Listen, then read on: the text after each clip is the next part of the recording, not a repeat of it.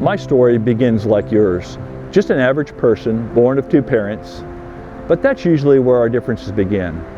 Our path from the time we are conceived through childhood into adulthood and beyond takes many directions. That's what makes each of us different. Sometimes we question who we were meant to be. I did.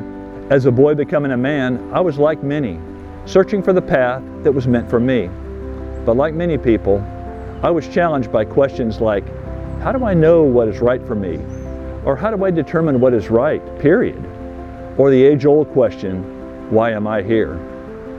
From my vantage point, I could see only religious tradition and ritual. I could not see God. I knew God was there because He was evident in creation.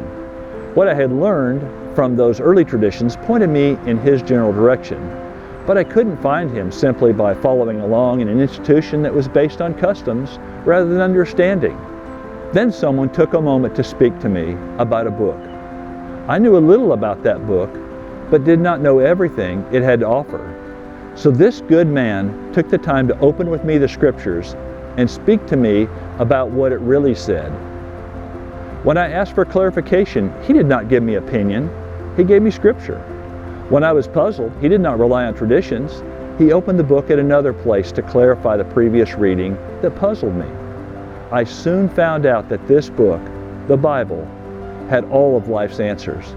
It did not have a list of customs, it had answers, lots of answers.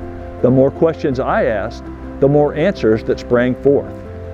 It didn't take long until I saw an obvious answer coming out of my barrage of questions. This book was telling me who I was, and more importantly, it was telling me who I was made to be. I was brought out of my traditions into becoming simply a Christian, nothing more and nothing less.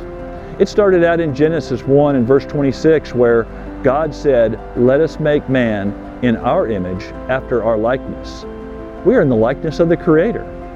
Then further to see, "I am fearfully and wonderfully made," as written in Psalm 139 and verse 14. And also in Psalm 100 verse 3, "The Lord, He is God. It is He who made us, and we are His. We are His people." It is evident that within the pages of this book there is purpose. Purpose for me and purpose for you to become who you were made to be. Where I worship, there are many like myself who would be willing to sit down with you, like the good man I mentioned, and simply open the scriptures to reveal what God's mind is for you and the purpose in making you who you were meant to be. Come and investigate what we practice as simply Christians, each person using the Bible only to have purpose for our lives.